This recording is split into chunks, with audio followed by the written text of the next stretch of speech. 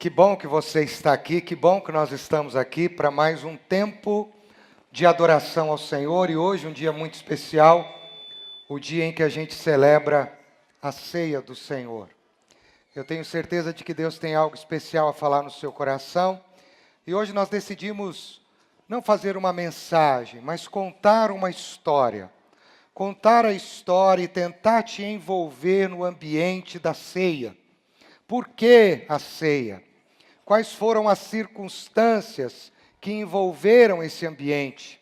Por que nós celebramos isso e quais são os significados desse tempo na nossa vida? E eu espero, em nome de Jesus, assim como está o meu coração aqui, pulsante, que você fique assim, ao pensar um pouco de como esta mesa foi concebida.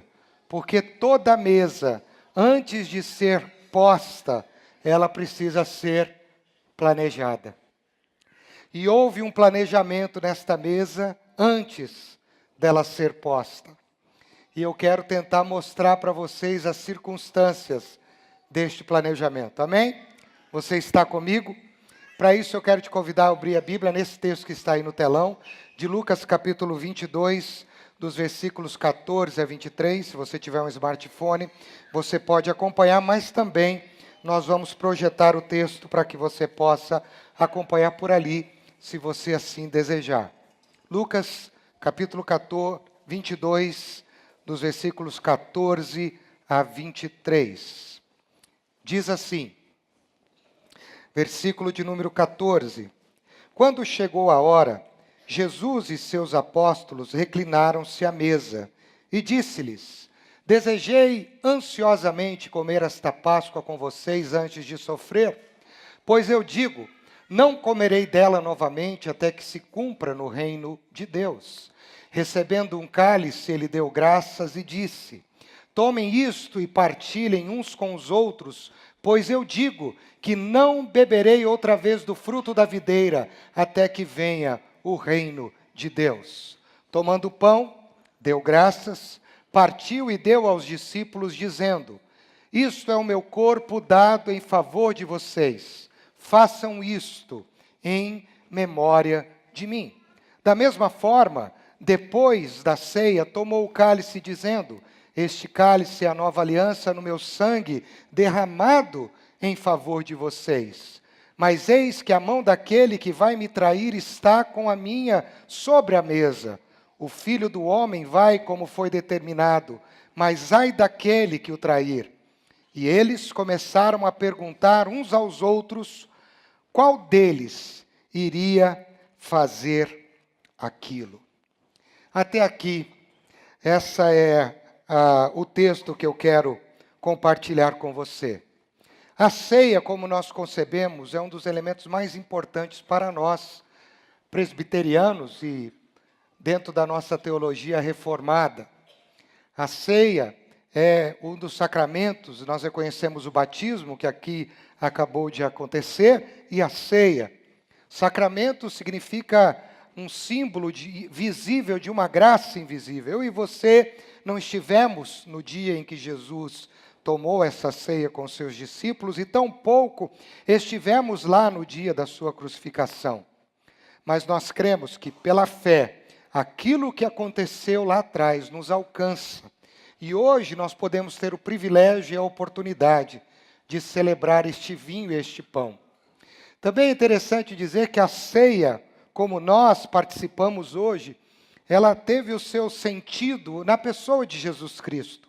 O vinho e o pão, eles assumiram a identidade da mesa do povo de Deus a partir do sacrifício de Jesus. Até então, por causa da saída do povo do Egito, você deve conhecer a história, eles celebravam a ceia de uma outra forma. Mas Cristo Jesus nos dá uma nova identidade e um novo propósito a respeito da ceia. E ele ordenou que isso fosse repetido continuamente. E em fazendo isso continuamente, também continuamente, nós pudéssemos tê-lo na memória. Fazer isto em memória de mim. E hoje a gente celebra isso aqui de uma forma muito alegre, festiva, Mas a pergunta que eu quero lhe fazer, para você já ir refletindo, é: será que esse ambiente que nós estamos neste culto, para participar desta ceia, foi o mesmo ambiente que Jesus e os seus discípulos partilharam? O que será que estava acontecendo? E para isso eu quero tentar te convidar um pouco a conhecer o contexto dessa mesa.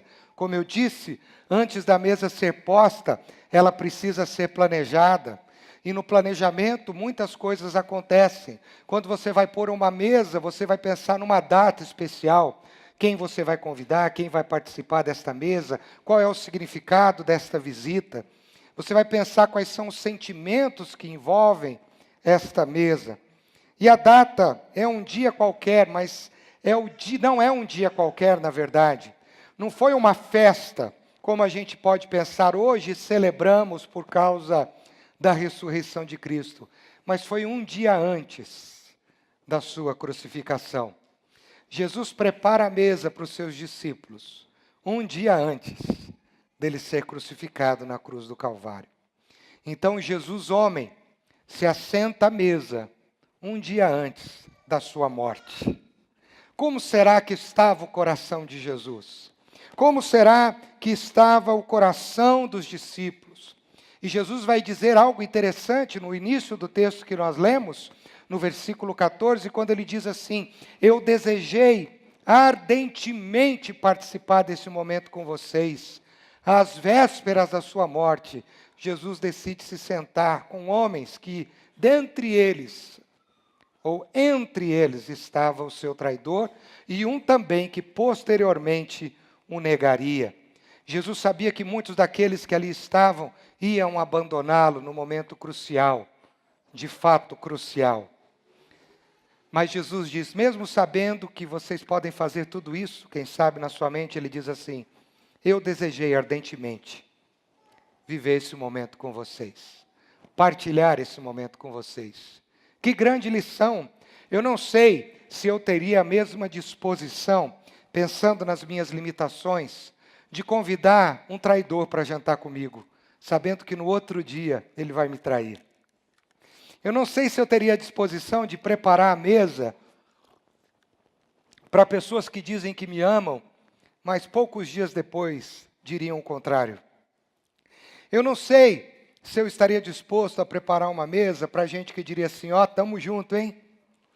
E num momento de crise intensa, de sofrimento intenso, essas pessoas simplesmente dariam as costas.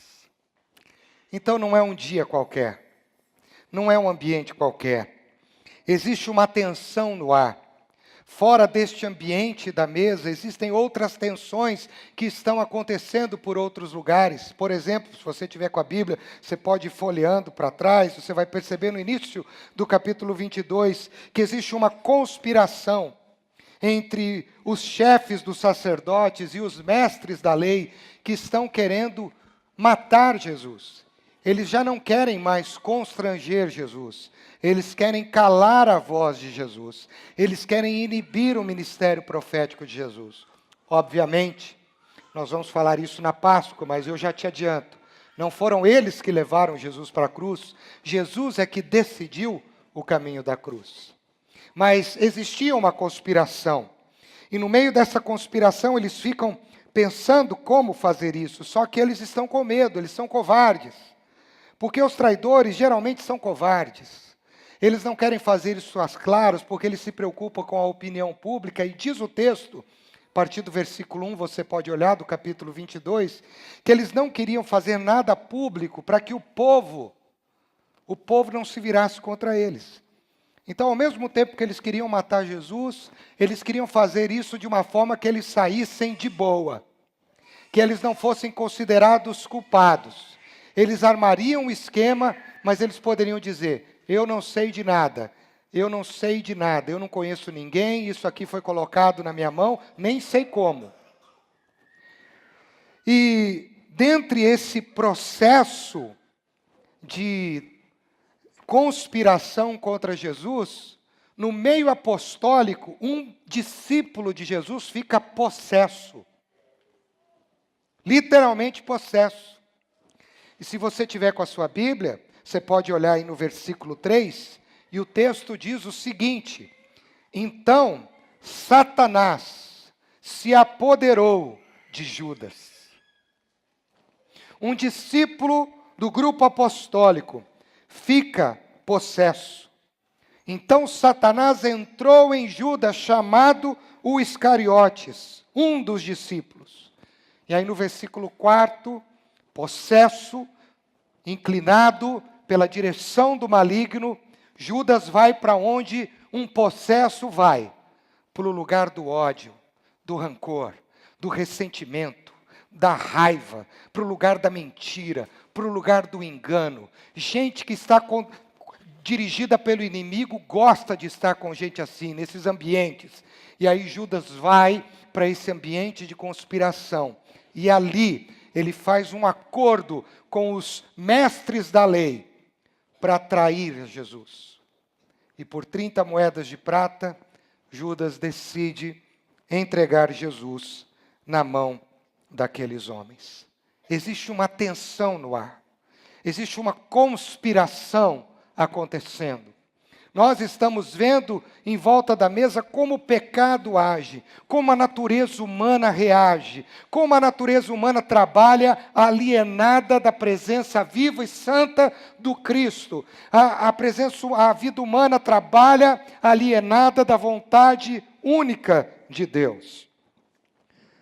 E a tensão, ela já estava acontecendo. Porque nesta semana da crucificação, 6 dias antes da crucificação, Jesus vai para Betânia, e muitos textos vão falar de uma forma diferente, mas algo acontece e que João vai dizer que Jesus passa por Betânia e vai visitar o Lázaro. Isso está no capítulo 12 de João. Eu estou contando a história, eu disse que eu vou contar uma história. E no capítulo 12 de João, versículo 1, Jesus passa na casa de Lázaro, e o texto bíblico diz assim: e Jesus passa por Betânia para visitar Lázaro, aquele que ele ressuscitara. Então não é mais o Lázaro doente, é o Lázaro ressuscitado. E 6 dias antes da sua crucificação, Jesus vai ali, vai dar um abraço, vai comer uma comidinha com os seus amigos. Quem sabe um encontro de despedida, Jesus sabia disso. E quando ele está na casa de Lázaro, vivendo esse ambiente de carinho, de afeto, uma coisa muito interessante acontece. E tinha que acontecer em Betânia, não podia acontecer em outro lugar, porque a palavra Betânia significa no hebraico casa de tristeza. E na casa de tristeza, que é Betânia, Jesus, na casa de Lázaro, passa por uma situação muito interessante. Uma mulher que ali estava, chamada Maria, vem com um perfume caro, com um frasco caro, um frasco de alabastro e um perfume de nardo puro, que dava apenas nas encostas do Himalaia. E ela então quebra o recipiente daquele perfume e joga aos pés de Jesus. E enxuga os pés de Jesus, que era uma cerimônia de purificação. Antes da mesa, precisava lavar os pés. Além das mãos, os pés. E ela enxuga os pés de Jesus com os seus cabelos. E aquele momento é um momento de tensão, e Judas está ali, e Judas se incomoda, e ele diz assim: onde já se viu esse desperdício? Se tivesse dado esse dinheiro na nossa mão, isso aqui seria administrado de uma forma muito diferente. Só para você entender o incômodo de Judas, Judas traiu Jesus por 30 moedas de prata. Você está comigo? Você sabe mais ou menos a diferença do valor da oferta da Maria e da oferta de Judas? Só para você ter uma ideia, o que Maria derramou sobre Jesus valia 3 vezes mais do que Judas pediu para entregar Jesus nas mãos daqueles inimigos.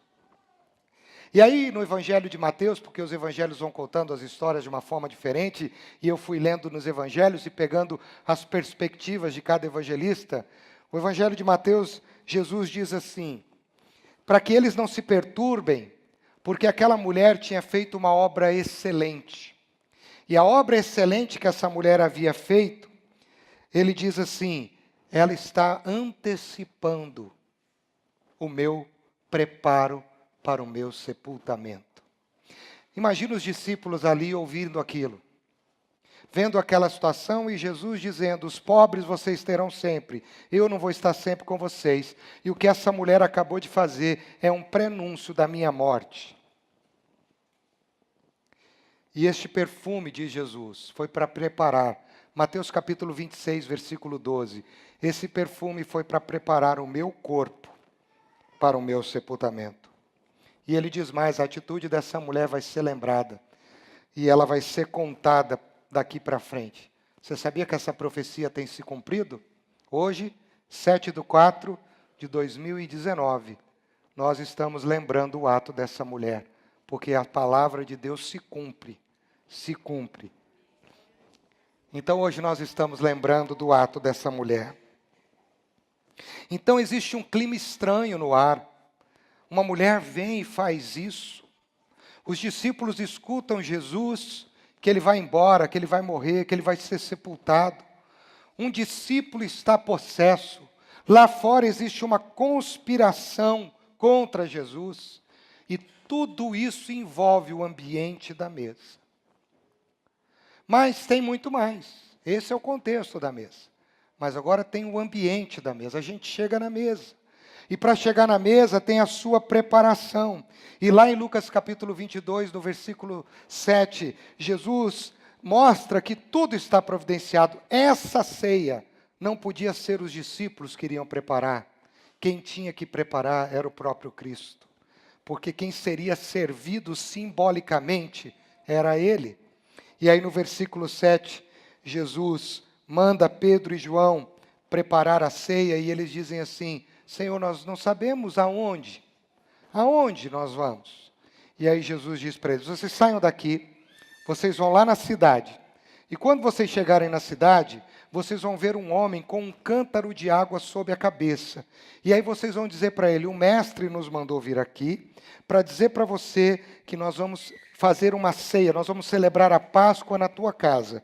Então este homem vai levar vocês até lá, alguns dizem que era o cenáculo, e no andar de cima da casa, no salão social da casa, vocês vão preparar a ceia. Agora tem um detalhe muito interessante. Estava a véspera da Páscoa. Todo mundo estava preparando a sua ceia. Gente com bote de água, homem, mulher, andando na cidade, era a coisa mais comum do mundo. O que era comum eram as pessoas com os seus cardeiros, assando os seus pães em várias casas. É igual o Natal e o Ano Novo. Sempre você sente o cheirinho do peru do irmão, do pernil da irmã, não é assim? Da leitoa, não é isso que acontece?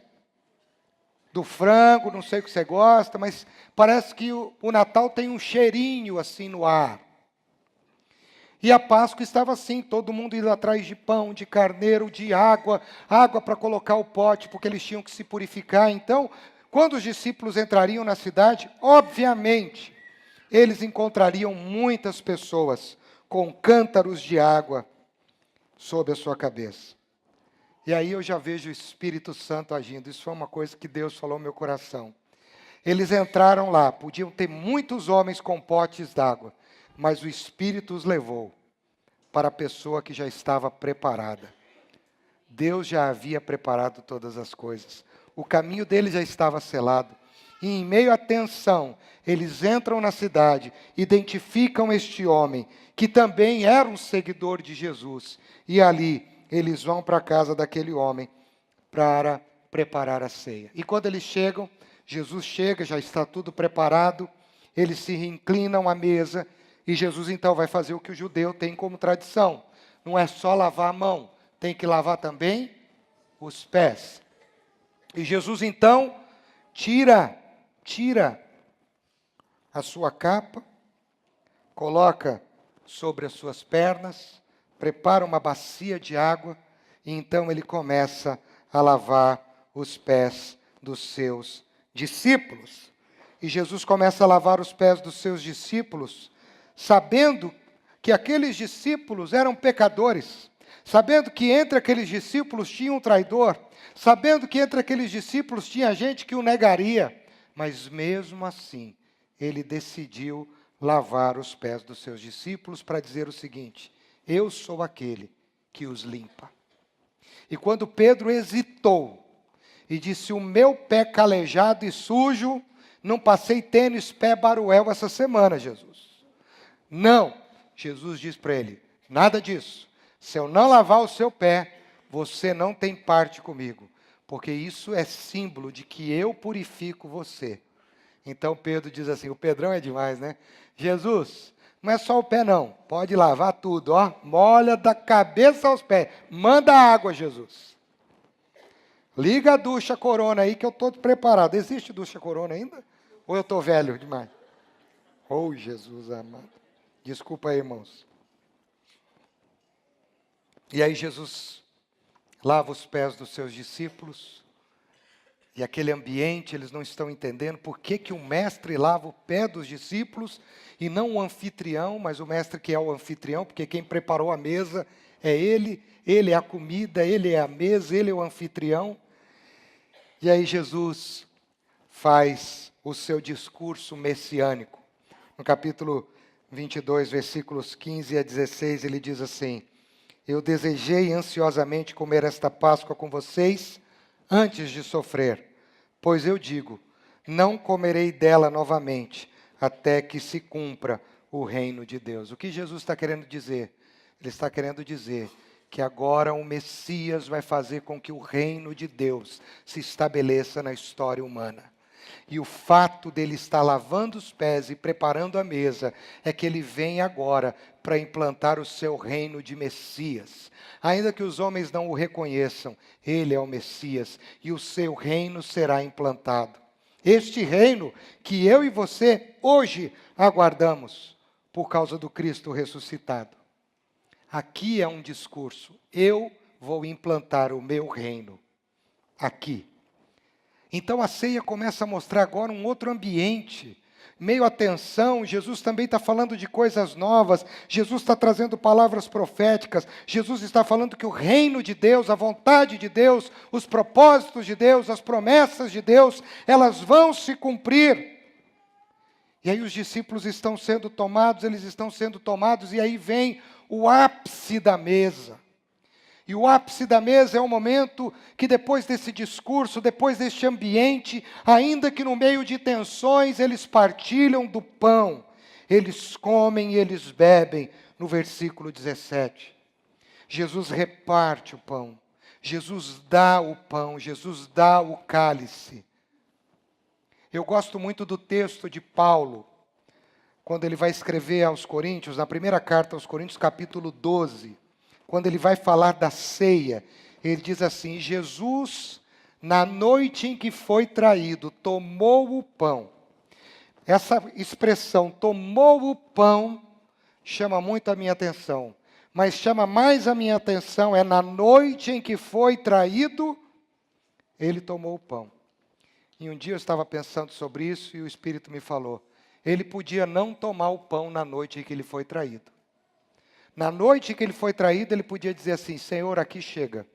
Se até meus discípulos me traem, eu não vou dar pão para esses cabras, não. Não vou servir um traidor. Não vou servir alguém que vai me negar. Não vou servir que está gente com orgulho no coração.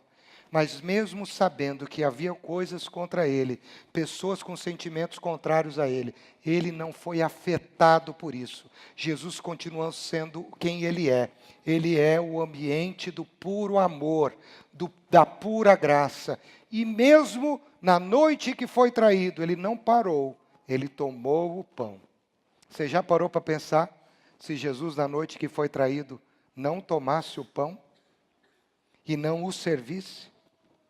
Muitas vezes nós, quando estamos sentidos, nós podemos servir alguém, mas nós não fazemos com Jesus. Nós não tomamos o pão, nós retemos o pão. E a ceia me mostra que Jesus, mesmo nesse ambiente difícil, ele toma o pão e serve aos seus discípulos. E o ambiente, como eu disse, não é o dos melhores. Você está com a Bíblia aí? Olha o versículo 21 de Lucas 22. Eu quero que você me acompanhe na sua Bíblia. E aí no versículo 21 de Lucas 22, ele diz assim: mas eis que a mão daquele que vai me trair está com a minha sobre a mesa. Filho do homem vai como foi determinado, mas ai daquele que o trair. Então eles começaram a perguntar uns aos outros, quem iria fazer aquilo? Se você estivesse na mesa, Jesus está aqui, ó. Jesus está dando pão, está belezinha, né? Você já está preocupado, tal. E Jesus pega, está todo mundo com a mão na mesa. Jesus fala assim, a mão daquele que vai me trair está sobre a mesa. Se você estivesse lá, o que você ia fazer com a tua mão? Oh, glória a Deus, aleluia. Que ambiente maravilhoso, Jesus. Você já tirava a mão da mesa. Mas se você fosse como eu, além de você tirar a mão da mesa, Jesus disse assim, ele está aqui. Você não ia fazer assim, ó? Que eu não, né? Mas... aí você ia classificar a cara do pior pecador e dizer, ah, sabia que era esse aí, ó. Gente, a gente é assim. E olha o que acontece quando Jesus revela isso. O coração dos discípulos é revelado no versículo 24. Olha, depois que Jesus fala isso, o que os discípulos fazem. É demais, gente. Olha isso. Então, diz o versículo 24, surgiu uma discussão entre os discípulos de o seguinte, já que tem um traidor, então tem o pior. Então, quem é o melhor? Se eu não sou o pior, quem é o melhor? E aí começou uma discussão, nesse momento, entre eles, para pensar quem é o maior. Jesus está prestes a ser morto. Em Betânia, eles ouviram que ele estaria há pouco tempo com eles, que a mulher já o havia ungido para o sepultamento. Judas já estava conspirando contra ele e os discípulos sabiam que os chefes da lei também. Jesus lava os pés dele. Tem algo diferente. E quando Jesus diz que tem um traidor, eles começam a pensar quem é o maior desse grupo? Talvez eles pensem assim, já que ele vai embora, quem vai ser o sucessor? E é muito interessante que Jesus, então, precisa exortá-los. E ele diz assim, a discussão tem que ser outra. Não tem que ser quem é o maior. Tem que ser aquele que serve. E o que serve é o menor. E Jesus, sendo grande, se fez servo. Então a mesa nos ensina que não existe lugar para o orgulho e para a arrogância. A mesa nos ensina que é o lugar para os servos que desejam servir ao mestre. Amém? Você está comigo? Mas você acha que acabou esse jantar? Estava demais, hein? Você imagina você lá no jantar. Aí, tem mais. Tem um lá que é bem sanguíneo. E talvez ele está pensando dentro dele, eu não sou o traidor. Eu não sou o que vai trair Jesus. E aí no versículo 31, Jesus fala que um outro discípulo ficará possesso. E o versículo 31 diz assim, Simão, Simão, tudo nessa janta. Simão, Simão, Satanás pediu você para peneirá-lo como trigo. Imagina o Pedro quase engasgando com o pão. Mas eu orei por você, disse Jesus, para que a sua fé não desfaleça. E quando você se converter, você parou para pensar nisso? Pedro, discípulo, andou sobre as águas. Jesus diz para você vai se converter. Se você fosse um discípulo que ficava bravo com Pedro, porque Pedro sempre tomava a frente, você queria falar, você fala, tomou, hein? E aí Jesus diz assim, quando você se converter, fortaleça os seus irmãos. E aí o versículo 33 diz assim, mas ele respondeu, olha o Pedro, que é isso, Jesus? Estou pronto para ir contigo para a prisão e para a morte. Oh, glória, aleluia. E os outros só olhando. Imagina você, ninguém mexeu com você, você está lá na mesa, só olhando. E aí, Jesus responde, eu digo, Pedro, que antes que o galo cante, hoje, 3 vezes você negará que me conhece. Você já parou para pensar como é que estava essa janta, gente? Como é que estava o ambiente dessa ceia? E você vem aqui hoje todo feliz, todo alegre. Mas você já parou para pensar o ambiente que Cristo estava vivendo com os seus discípulos e mesmo assim, onde o ser humano está revelando o seu pior, onde o ser humano mostra que ele tem sim dado legalidade para o inimigo usar a sua vida da forma pior, Jesus continua determinado em tomar o pão e servir os seus discípulos. E no meio de tudo isso, de tensões, Jesus é tão maravilhoso, que no meio das tensões, Jesus sempre traz esperança. Porque maior do que as crises e as tensões, Jesus sempre tem esperança para o meu coração e para o seu. Amém? Nós só estou contando a história, hein? Estou te envolvendo na mesa. Eu sei que você já fez um filme na cabeça. Quem sabe você já está identificando onde está sentado cada um. E aí no versículo 35, Jesus diz assim: quando eu os enviei sem bolsa, saco de viagem ou sandálias, faltou alguma coisa? E aí o texto diz: nada, responderam eles. Então Jesus diz: nada vai faltar para vocês, nada. Não vai faltar nada, mesmo que eu vá, mesmo que eu morra, mesmo que essas crises e essas tensões estejam aqui, mesmo que vocês sejam o que vocês são, nada vai faltar, porque eu estou providenciando algo plenamente suficiente para vocês. E é isso que a mesa me recorda. E aí a suficiência da mesa vem nos elementos. Você está comigo? E os elementos da mesa nos revelam a suficiência. O vinho. Sabe por que o vinho simboliza renovação? E eu andei estudando esses dias sobre isso, falei sobre isso inclusive no aconchego, porque antes de o vinho acontecer, a uva precisa sofrer. A uva precisa se estragar.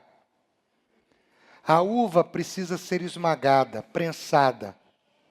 Porque se a uva não for prensada, esmagada, ela não vai sorver o suco, o néctar, que será fermentado para produzir o vinho.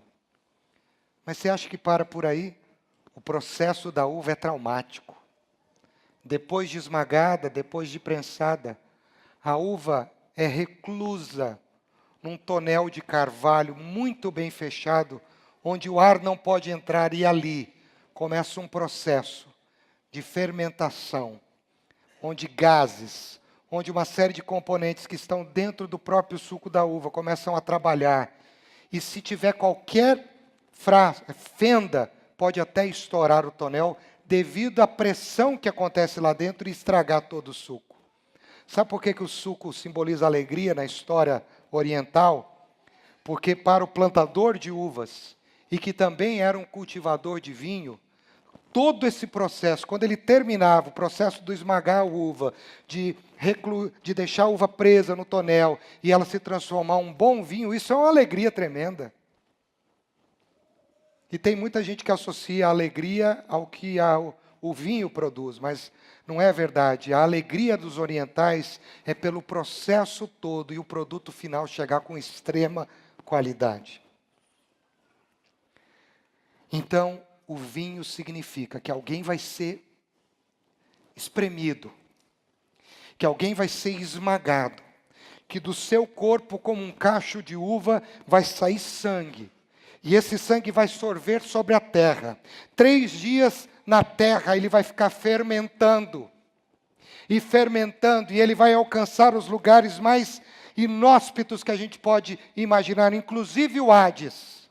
E nesses 3 dias, este que foi a uva esmagada e moída, se levanta dentre os mortos para nos dar vida e nos oferecer renovação. O vinho significa isso. Mas o pão significa suficiência. E nós conhecemos o texto de João, capítulo 6, versículo 35, quando Jesus disse: eu sou o pão da vida. Quem de mim comer, jamais terá fome. Eu sou o pão suficiente. No deserto o povo comeu maná e quis mais maná. Mas quem come do meu pão, que é a minha própria carne, não quer mais nada, porque eu sou suficiente. Então a mesa me lembra que o vinho me renova, mas o pão me é suficiente. Em todo esse ambiente de tensão, Jesus está construindo um conceito importante de fé na vida dos seus discípulos. E aí, qual é a lição de tudo isso? No meio das crises que vocês têm, no meio do pecado que aflora na vida de vocês, no meio das legalidades que vocês dão para que o inimigo trabalhe na vida de vocês, eu quero que vocês saibam uma coisa: eu desejei ardentemente estar com vocês. E quando Jesus estava com seus discípulos, ele disse o seguinte: eis que estou convosco, quando ele estava indo embora, todos os dias. Sabe o que Jesus deseja todo dia? Ardentemente, estar com você. Se você quiser, diga para quem está do seu lado: Jesus deseja ardentemente estar com você. Todo dia, every day.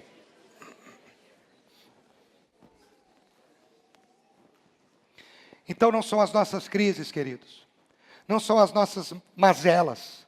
Não é nem as nossas negações para o Cristo e as nossas legalidades para o inimigo atuar na nossa casa, na nossa vida, que vão inibir o desejo de Cristo hoje de dizer para nós: eu quero estar com vocês.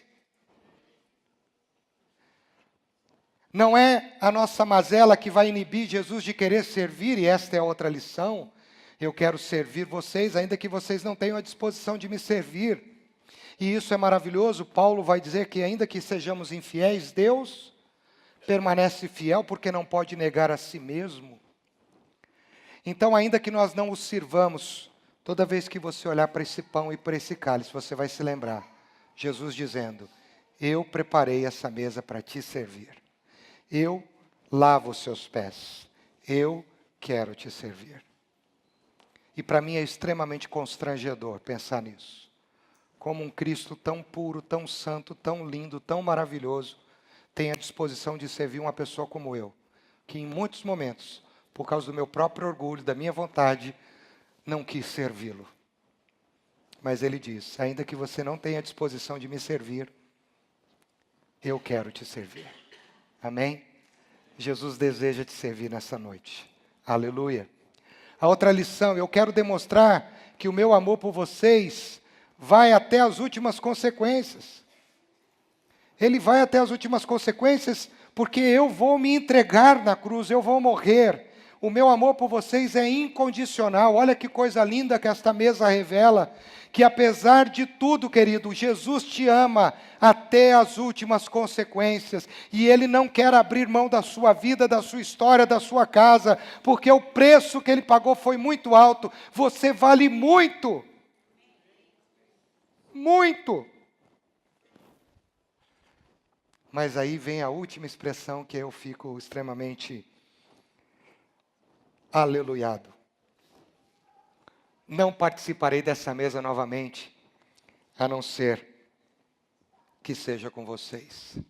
E aqui Jesus inaugura algo sensacional. Jesus inaugura um jejum messiânico.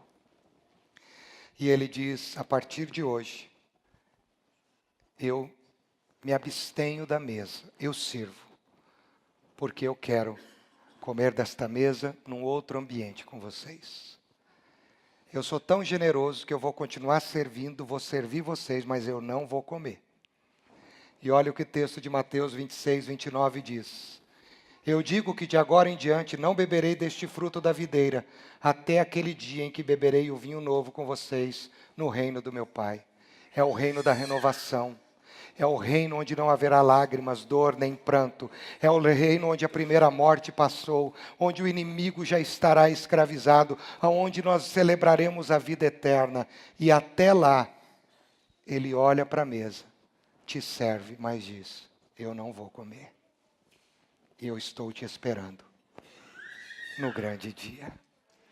E é por isso que lá no céu, ele já preparou uma outra mesa, um banquete, as bodas do Cordeiro. Você já parou para pensar como Jesus é generoso? Que gentil, que coisa linda esse jejum messiânico do Cristo. E para encerrar, vem o convite. Nós não podemos participar da ceia sem uma memória. A ceia não pode ser, de forma alguma, um ato litúrgico, vazio. A ceia precisa ser um ambiente de extrema recordação. E o melhor exemplo que eu citei é o dia de hoje, por exemplo. No dia de hoje é um dia especial para mim. E eu já celebrei esse dia com algumas pessoas importantes.